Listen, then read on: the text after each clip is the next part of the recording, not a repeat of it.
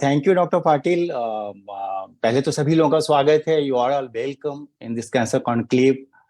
ये एक अच्छा आयोजन है कि जब भी कोई कॉन्क्लेव होता है खासकर कैंसर का, तो डॉक्टर पाटिल भी कह रहे थे और मैंने भी मरीज रहते हुए जो समझा है पिछले 2 साल में, वो ये है कि ऑन्कोलॉजिस्ट जो होते हैं, जो लगातार काम करते हैं कैंसर पे, चाहे वो सर्जिकल हो या मेडिकल ऑन्कोलॉजी के हों, या जो भी स्टेक होल्डर्स हैं जिनका डायरेक्ट कनेक्शन है कैंसर से, चाहे वो फार्मास्यूटिकल कंपनीज के लोग हों, एनजीओ के लोग हों, तो इनसे बातचीत शुरू होती है किसी भी कॉन्क्लेव की। मतलब ऑन्कोलॉजिस्ट अपनी रिसर्च को बताते हैं कि हमने ये रिसर्च किया है, इतने पेशेंट्स को देखा तो ये चीजें हुई। ये पहला आयोजन मुझे मेरे कैंसर मरीज के तौर पर मेरे जो 2 साल के अनुभव हैं उसमें ये पहला आयोजन है जिसमें किसी पेशेंट से इस कार्यक्रम की शुरुआत हो रही है। तो सबसे पहले तो आप सभी लोगों को बहुत बहुत धन्यवाद कि आपने एक मरीज को बोलने का वक्त दिया कैंसर कॉन्क्लेव की शुरुआत में।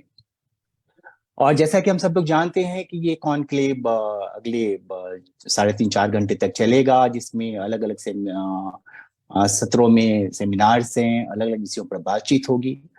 जहाँ तक मेरी बात है, डॉक्टर पाटिल ने बताया ही, मेरा नाम रवि है। मैं बीबीसी हिंदी सर्विस के लिए काम करता हूँ और जनवरी 2021 से लंग कैंसर के स्टेज 4 का मरीज हूँ और पैलिएटिव ट्रीटमेंट मेरा चलता है और मैं ठीक हूँ। डॉक्टर पाटिल और डॉक्टर कुमार प्रभास जैसे लोग हैं जिनकी वजह से मैं अपनी जिंदगी ठीक ठाक गुजार पा रहा हूँ।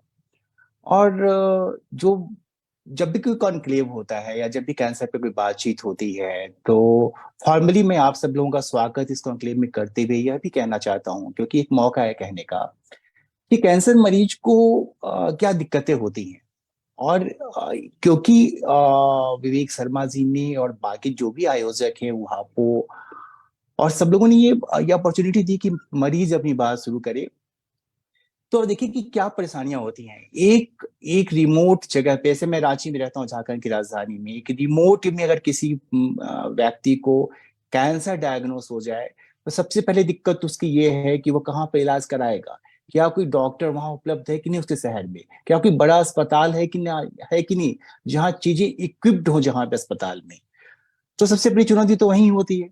और अगर उससे भी मरीज निकल गया, उसने एक अस्पताल का चुनाव कर लिया, उसको अच्छे डॉक्टर्स मिल गए, उसका डायग्नोसिस अच्छे तरीके से हो गया, ठीक है, स्टेज 4 में ही सही या स्टेज 1 में डायग्नोस हो इस पर करे लोगों का, तो अब है कि वो उसके लिए जो मेडिकल प्रोटोकॉल तय किया जाएगा, जो दवाइयां तय की जाएंगी, वो दवाइयां उसके बजट में है कि नहीं, उनको वो अफोर्ड कर पाएगा कि नहीं कर पाएगा।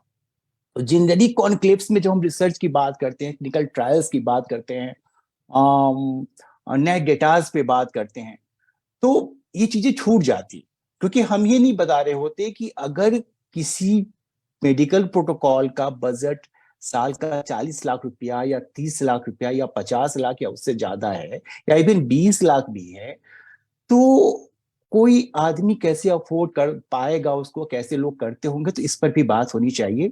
मुझे पूरी उम्मीद है कि इस कॉन्क्लेव में इस चीज पर भी बात होगी, क्योंकि जो स्पीकर्स हैं उनमें एनजीओ के लोग भी हैं, डॉक्टर्स तो ऑब्वियसली हैं ही हैं, फार्मास्यूटिकल कंपनीज के लोग हैं, तो मुझे लगता है कि इस पर बातचीत होगी। दूसरा दूसरी जो बात होती है मरीजों को लेके, वो ये है कि जब भी वो बड़े शहरों में जब कोई जाता है इलाज कराने के लिए, तो वो उसके एकोमोडेशन का खर्चा, उसके उसके उसके आने जाने के खर्च, ये कुछ स्टेप आगे बढ़े हैं हम क्या, क्योंकि इसमें पार्टिसिपेंट्स काफी है। मैंने उर्वशी जी का भी नाम देखा, जो नीति आयोग रिप्रेजेंट करती हैं। अब मुझे मतलब ये कहते हुए दुख होता है कि आयुष्मान जैसी योजना जो बहुत ही जिसको बहुत ही शोकेस किया गया भारत सरकार के द्वारा, उसमें एक टारगेटेड थेरेपी की एक भी दवा नहीं है। तो मुझे पूरी उम्मीद है कि ये कॉन्क्लेव काफी अच्छे रिजल्ट्स के साथ समाप्त होगा, और अगले साल जब ये कॉन्क्लेव दोबारा हो रहा होगा तो हमारे पास कई सारे पॉइंट्स होंगे। जी, थैंक यू।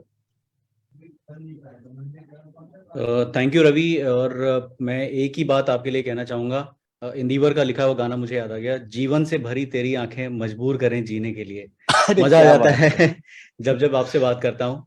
और thank you so much for being here and guiding us and हम एक कंटेक्स्ट जो है वो सेट करने के लिए कि हम क्या करने वाले हैं, क्या बात करने वाले हैं। और अब